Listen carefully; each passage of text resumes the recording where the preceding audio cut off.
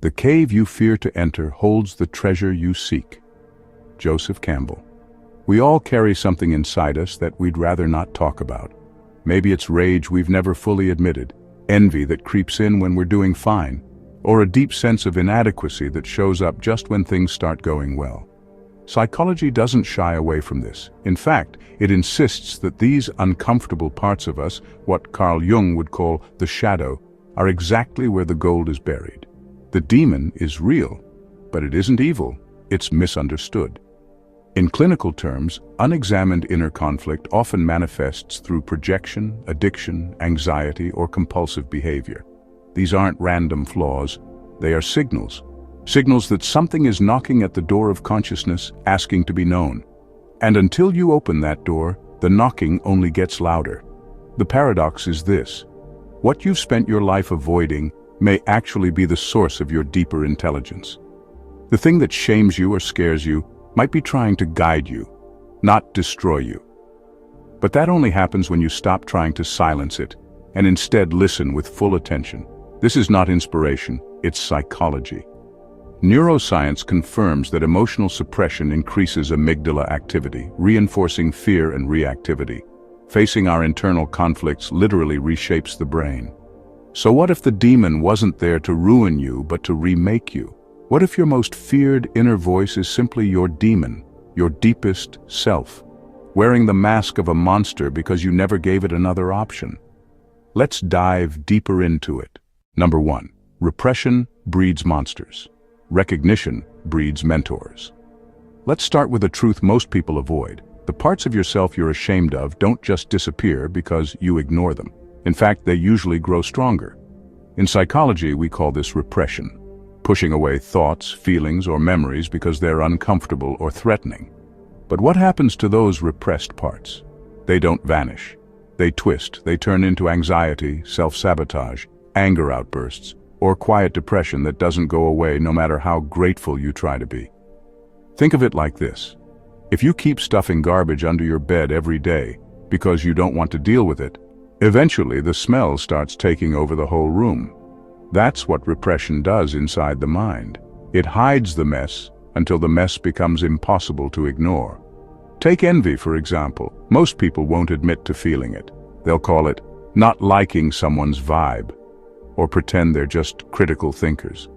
But envy, when acknowledged honestly, can point to your buried desires. Maybe you resent your friend's success, not because they're arrogant, but because you gave up on your own dreams. If you face that feeling directly, without judgment, it becomes a mirror, not a monster. It teaches you what you long for. That's the beginning of transformation. This is where the idea comes in. Repression breeds monsters. Recognition breeds mentors. What you repress becomes unconscious and unmanageable. What you recognize can be worked with. Carl Jung famously said, "Until you make the unconscious conscious, it will direct your life and you will call it fate." In other words, if you don't deal with your inner conflicts, they'll end up running your life from the shadows. On the other hand, when you start to acknowledge those difficult feelings, jealousy, rage, fear, even cruelty, something incredible happens. They begin to lose their destructive power. They stop controlling you and start guiding you. That buried anger might tell you where you've been tolerating disrespect. That guilt might show you the values you truly want to live by. That shame might be rooted in someone else's expectations, not your truth. Facing your inner world is not easy. It is raw, it is uncomfortable, but it is also freeing, because in those dark corners is often the clearest voice, the part of you that knows who you really are. Number 2, the mind does not fear the demon. Most of us aren't actually afraid of fear itself. What we're really afraid of is what fear reveals. The mind doesn't truly fear the demon. It fears what the demon says about us. Not the shadowy thought, but the uncomfortable truth behind it. That maybe we're not as good, as kind, as in control, or as healed as we want to believe. That maybe we're still angry, still wounded, still capable of things we've spent years pretending we're not. This fear isn't about monsters under the bed, it's about monsters in the mirror. In psychology, this is tied to something Carl Jung called the shadow. The parts of yourself you deny, reject, or disown because they don't fit the version of you that you show to the world. You push away your jealousy, your spite, your need for control, your secret bitterness. But doing this doesn't make those parts disappear. It makes them go underground. And the longer they stay buried, the more distorted and dangerous they become. Here's where it gets interesting. The mind is not trying to protect you from evil. It's trying to protect your self-image. And that's why the demon is so terrifying. It pulls down the mask. It shows you who you are beneath the performance. For example, someone might fear confrontation. Not because conflict is terrifying on its own, but because being honest might reveal they're not as agreeable as they think, or that deep down they carry resentment, or that they want things they've told themselves they shouldn't want. Facing the demon means facing this gap between who you are and who you pretend to be. That is what the mind fears. Philosopher Soren Kierkegaard wrote about this as the sickness unto death, the despair of not being willing to become your true self. And modern psychology echoes this. When we avoid these inner confrontations, we stay in psychological limbo. We suffer without knowing why. We drift through jobs, relationships, and goals that never quite feel aligned, because we're too afraid to look at the raw material of who we really are. But here's the truth. The demon is only frightening because it's honest. And once you allow yourself to look it in the eye, you often realize it wasn't there to destroy you. It was there to wake you up. Number 3. The parts of you that you hide hold the keys to the life you secretly want. Let's talk about something most people never admit out loud. The parts of you that you hide, the ones you label as bad or inappropriate, are not the problem. They are the clues. They are trying to tell you something important, but you've spent so long trying to silence them that you no longer hear the message underneath the noise. Let's take rage. Most people think of it as dangerous or immature, but rage, when explored with honesty, often points to a boundary that's been crossed too many times. It's not just an overreaction. It's your nervous system screaming that something is wrong. Maybe you've been silent too long. Maybe you've tolerated disrespect in the name of keeping the peace. Rage is not just fire. It is a flare. Or consider jealousy. We hate admitting we feel it, but jealousy is usually a sign that someone else has something we deeply want, but have told ourselves we can't have. Instead of getting curious, we feel shame. But what if that jealousy is a map? What if it's pointing to the unlived life, the creativity, freedom, or recognition you've buried under responsibilities and self-doubt? Philosopher Friedrich Nietzsche believed that our instincts, even the uncomfortable ones, carry intelligence. He argued that ignoring them leads to inner decay. Modern psychology agrees. Studies in affective neuroscience show that emotions like envy or desire, while unpleasant, are key signals that help us navigate unmet needs. The truth is, the emotions we label as negative are often our most honest ones. They are not refined, they are not polite, but they are real. And realness is where transformation begins. Think of it like a locked room inside you. The parts you avoid, your lust, your despair, your ambition, are sitting in that room, waiting. Not to destroy your life, but to tell you what you really want before it's too late. So instead of silencing those voices, try listening. What is your anger asking for? What is your sadness protecting you from? What is your desire pointing toward? The parts you hide are not the enemy. They are the gatekeepers to your next chapter. And until you let them speak, you'll keep wondering why life feels off, even when it looks good on paper. Number 4. Demons are not born. Let's get something straight. Demons, the inner voices that sabotage, shame, or shake you at your core, are not some mysterious force you were born with. They are built piece by piece over time. They are shaped in silence, engineered through emotional neglect, and often they start forming long before you even knew how to put words to your pain. In psychology, we call this developmental trauma. It's not always the dramatic headline-type trauma. It's often quiet, being told to stop crying when you were overwhelmed, being ignored when you needed comfort, being praised for being strong while silently falling apart. These moments seem small, but the brain doesn't forget. The nervous system records every unmet need, and when those needs are ignored again and again, a pattern begins. A voice forms inside you, and that voice doesn't protect you. It controls you. Maybe your demon says, "You're not good enough." Maybe it whispers, "Don't trust anyone," or "You'll mess this up, like always."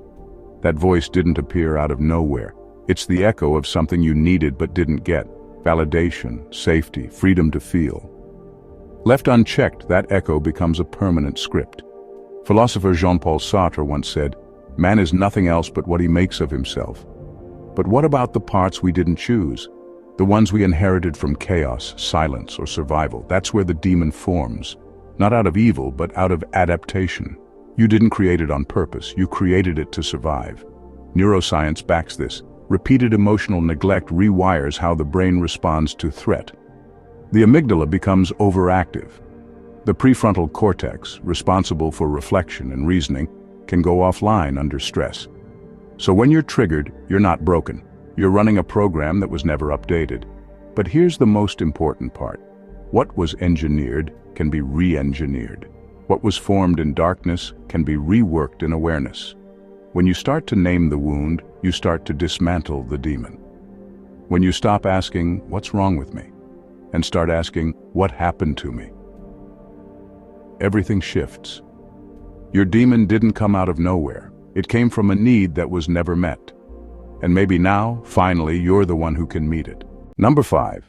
A demon is not polite, it is precise. A demon, in the ancient sense of the word, is not some sweet inner voice whispering compliments and feel-good affirmations. It's not interested in your comfort. It's not concerned with protecting your reputation. It doesn't care how you look to others. It cares about one thing only: truth. And the truth, when it's real, is rarely polite. This idea goes back to the Greeks. Socrates claimed he had a daemonion, an inner presence that guided him, not by telling him what he wanted to hear, but by stopping him when he veered off course. Not a cheerleader, but a compass. And that's what your inner guide is, too, if you're willing to listen. In psychology, this aligns with the idea of the authentic self, not the version of you that fits in, not the version you curate for social media or relationships. The part underneath all that. The part that knows what you're meant for and calls you out when you're settling, lying, or hiding. It doesn't use sweet language. It uses precision. Your sanitized self-image, the one you've built to be liked, successful, or good, is fragile. It's easily offended. It wants praise. Your demon doesn't care about any of that. If you're stuck in the wrong job, in the wrong marriage, in a life that looks perfect but feels dead, your demon will start making you restless, anxious, uncomfortable. You'll call it burnout or confusion. But really, it's your deeper self trying to cut through the noise. Think of it like emotional surgery. A demon is not going to pat your hand and say, "Everything's fine." It's going to say, "You're wasting your life pretending this is fine." That hurts, but it's the kind of pain that frees you, the way a surgeon's scalpel hurts before it heals. Carl Jung talked about individuation, the process of becoming whole, as a confrontation with your own truth. Not just the light, but the shadow. The demon lives in that space. It demands honesty with yourself above all else. So if your life starts to feel too tidy, too managed, too quiet, that might not be peace. That might be avoidance. And the demon? It's not here to reassure you. It's here to wake you up. Number 6. Your demon becomes a demon when you stop asking it to leave and start asking it what it needs. We spend most of our lives trying to silence the parts of ourselves that make us uncomfortable. The anger, the envy, the shame. We treat these parts like intruders, like they don't belong to us. We say things like, "I need to get rid of this," or "I shouldn't feel this way." But here's the truth. Those parts are you. You can't exile what lives in your own skin, and the more you try to push it away, the louder it gets. This is where the shift begins, when you stop asking your demon to leave and start asking it what it needs. In therapy, this is the moment of breakthrough. A client may spend years battling anxiety, for example, viewing it as a curse, a flaw. But when we ask the question, what is your anxiety trying to protect you from? Something changes. They start to see that their anxiety isn't an enemy. It's a bodyguard. It formed during a time when they needed to be hyper-aware, maybe to survive chaos or trauma. The same goes for rage, for control, for emotional numbness. These are adaptations, not defects. Philosopher Rollo May described this inner confrontation as the core of real courage. Not the absence of fear, but the willingness to sit with it and learn its language. The demon becomes a demon, a guide, when you recognize it was never trying to destroy you. It was trying to warn you, to protect you. It just didn't know how to speak in any other way. When you begin a dialogue instead of a war, you gain access to the buried wisdom inside the discomfort. Your guilt might reveal a deeply held value. Your shame might point to a story that no longer fits.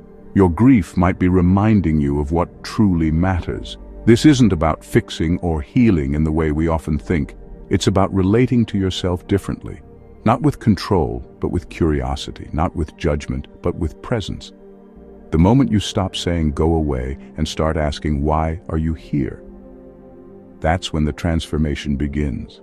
That's when the demon lays down its weapon and becomes something else entirely. It becomes your demon and it starts showing you the way. Number 7. Pain is a distorted form of intelligence. Pain is not just pain. It is information, but in a language most people were never taught to read. It doesn't speak in neat sentences. It doesn't knock politely. Pain screams. It grabs your attention, often when nothing else will. And if you look closely, you'll realize something surprising. Pain is not stupid. It's not random. Pain is a distorted form of intelligence, and often it knows something about your life before your conscious mind catches up. Think of emotional pain like a smoke alarm. It doesn't always tell you where the fire is, but it tells you there's a fire somewhere. You might feel constant anxiety, low-level dread, deep sadness, or resentment you can't quite explain. These aren't just symptoms to be suppressed. They're signals. Something is misaligned, and your inner system is doing everything it can to let you know. In psychology, this relates to what's called affective forecasting, our brain's way of predicting emotional outcomes. Sometimes our conscious mind makes rational choices based on logic, expectations, or pressure.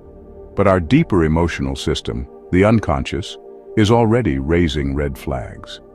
That feeling in your gut when you're in the wrong job. The quiet grief in a relationship that looks perfect on the outside. These aren't accidents.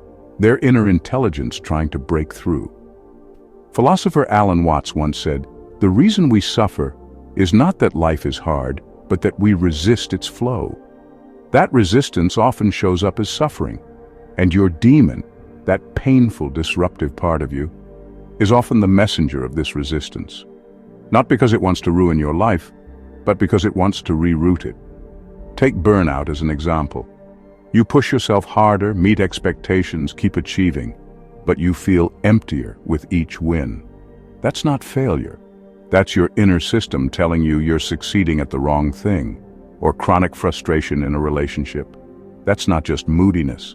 That might be your demon alerting you that you've gone silent on your needs for too long. Pain becomes dangerous only when we ignore it, when we label it as weakness, medicate it away, or pretend it's not there. But when we see pain as intelligent, as a signal from the deepest parts of us, then we can start to ask, what is this trying to teach me? Your demon's pain may be messy, but its message is precise. Listen carefully. It's probably telling you exactly what needs to change. Number 8. To kill your demon is to kill your potential. That may sound dramatic, but it's psychologically and philosophically true. The very part of you that you keep trying to silence, the part you call your flaw, your darkness, your weakness, might be the most concentrated form of power you possess. Not because it's good, but because it's real and it's raw. And raw energy, when understood and redirected, becomes transformation. In Jungian psychology, the shadow, the part of the psyche that holds everything we deny or repress, is not just a container for shame or fear. It's also a vault of potential. Buried in that darkness are instincts, drives, talents, and truths that never had a safe place to emerge. So instead, they show up twisted. as anxiety, self-sabotage, addiction, or rage. We label those experiences as problems, but often they're signs of a deeper power trapped without a voice. Take ambition. As a child, maybe your boldness was called arrogance. So you buried it. You became passive, humble, likable. But underneath, a fire kept burning. It didn't disappear. It just turned into frustration. Or take intense sensitivity. You might have learned to numb it, thinking it made you weak. But that same sensitivity could be the foundation of deep empathy or creative genius, if given the right outlet. Nietzsche said, "One must still have chaos in oneself to give birth to a dancing star." The demon is the chaos. And most people, out of fear, try to kill it. They overcorrect. They strive to become polished, controlled, perfect. But in doing so, they also kill the most alive part of themselves. The part that isn't afraid to disrupt, to feel, to want more. Real growth doesn't come from erasing your demon. It comes from learning its language, from seeing what it's been trying to do for you all along. That harsh inner critic, it might actually be the voice of your high standards, twisted by years of fear. That overwhelming fear, it might be deep sensitivity that no one ever taught you how to manage. So instead of trying to destroy what's dark, ask what it wants to become. Energy is never lost, only redirected. And the thing you've spent your whole life trying to shut down might be the very thing that could set you free. Number 9. Your demon doesn't speak in plain, linear logic. It speaks in paradox. The kind of language that makes no sense until suddenly it makes all the sense in the world. It doesn't say, "You're growing now." It says, "Everything is falling apart." It doesn't say, "You've found truth." It says, "You're more confused than ever." But here's the twist. That's how inner transformation actually feels.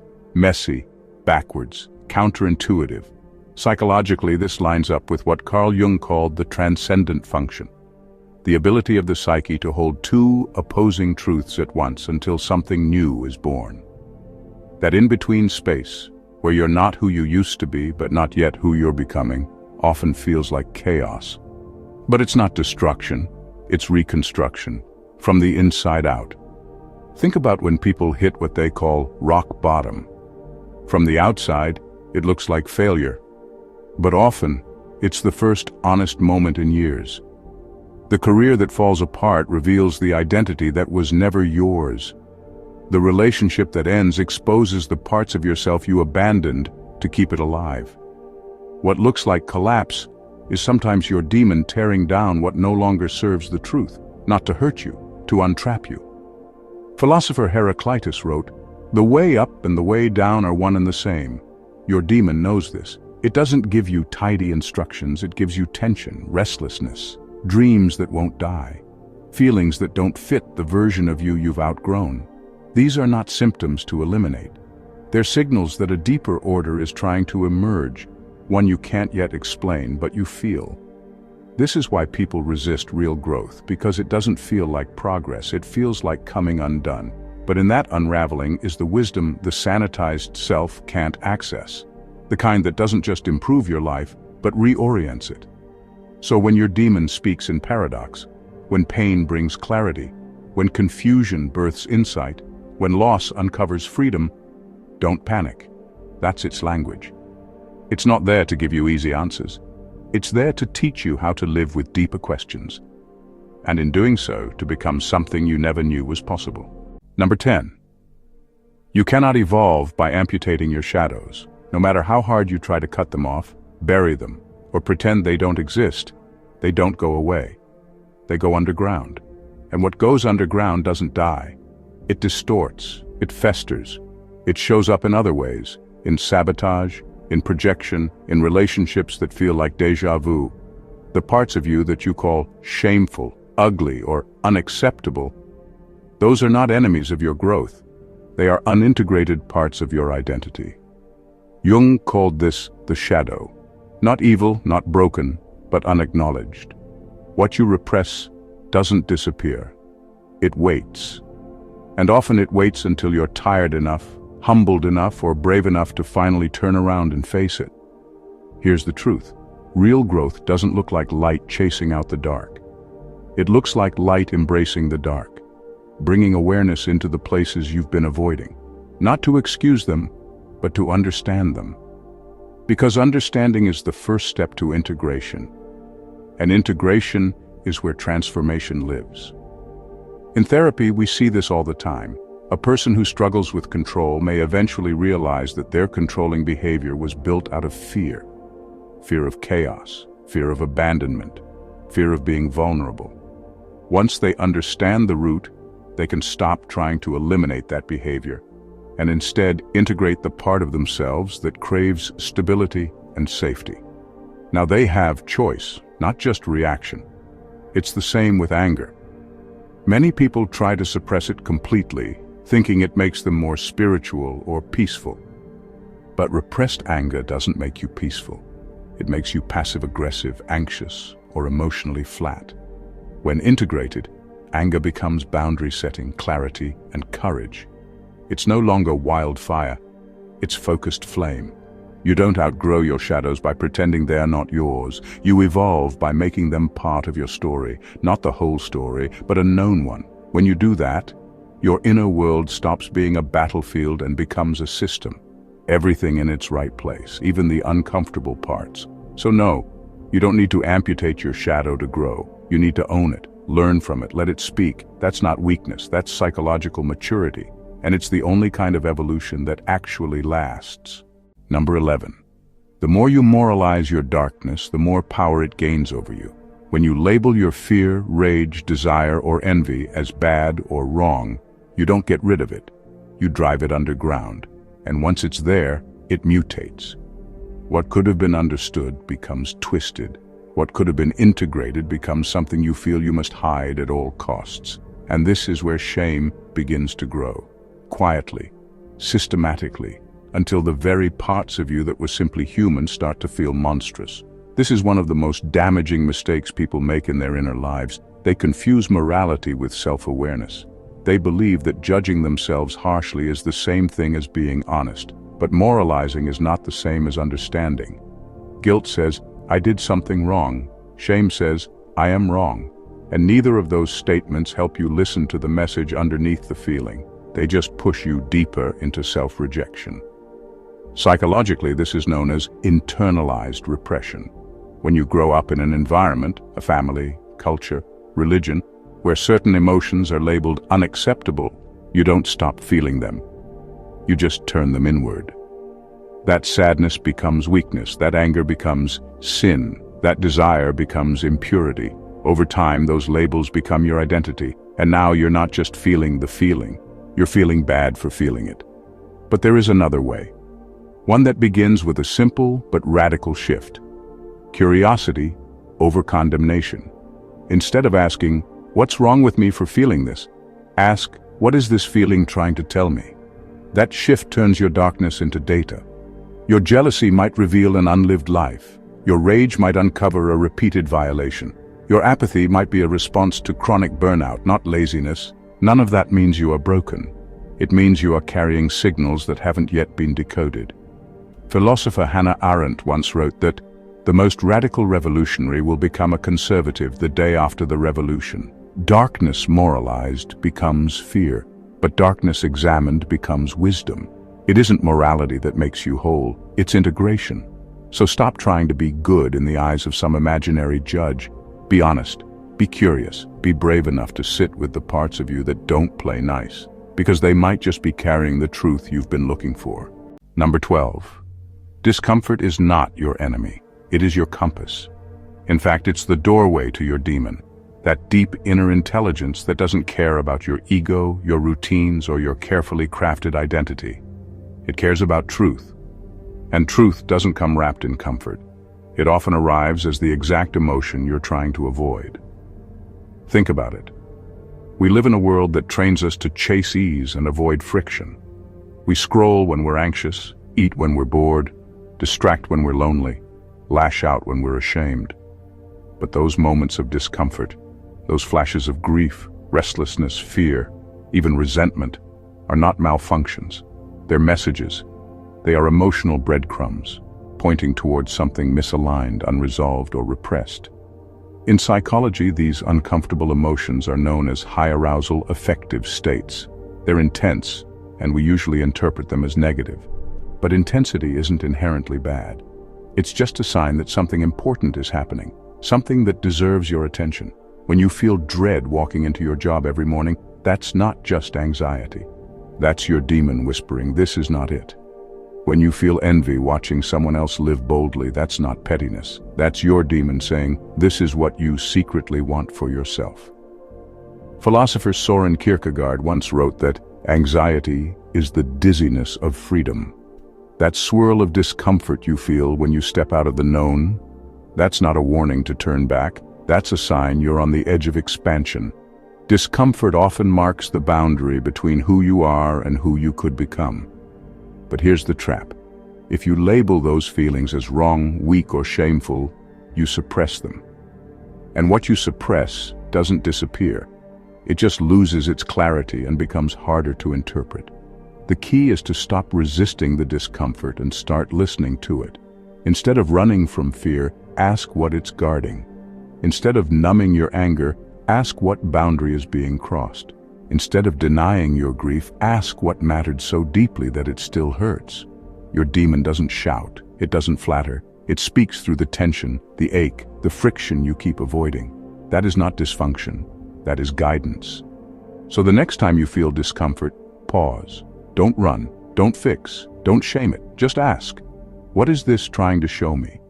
Because behind that feeling might be the map to the life you were actually meant to live. In final words, let's end where things often begin, with fear. Not the kind of fear that keeps you from touching a hot stove. I mean the quiet, internal kind. The fear of confronting parts of yourself you've spent years avoiding. Your anger, your jealousy, your sadness, your emptiness. Those are the things most people label as flaws, as darkness, as their demon. But what if those aren't the problem? What if the real problem is how you relate to them? Psychologically, we know this much. What we repress doesn't die. It becomes louder, more distorted, and more chaotic over time. That's how your demon grows, not by being dark, but by being dismissed. Rejection breeds reaction, and that reaction can take over your life if you don't learn how to turn toward it with attention, rather than away from it in fear. Here's the shift. When you stop seeing your inner struggles as enemies to be fought, and start seeing them as messengers to be understood, something powerful happens. You begin a dialogue, and in that conversation your demon, the part of you that's been screaming for recognition, begins to change shape. It stops attacking, it starts guiding. It becomes your demon. Not a monster, but a mirror. Not a threat, but a teacher. This isn't spiritual fluff. It's grounded in psychological fact. Your unconscious is not just a basement full of broken parts. It is also where your drive, creativity, and deepest truths live. But you only gain access to those things through honesty, through discomfort, through sitting in that cave Campbell talked about, the one most people avoid. So no, the goal isn't to become perfect or pure or healed. The goal is to become real, to become whole. That only happens when you're willing to face the things inside you that you once ran from, and learn to listen to what they've been trying to say all along. That's when the transformation begins. That's when the demon becomes the demon. And that's when your life stops being about survival and starts becoming something you were actually meant to live. Thank you for watching, and see you in another episode.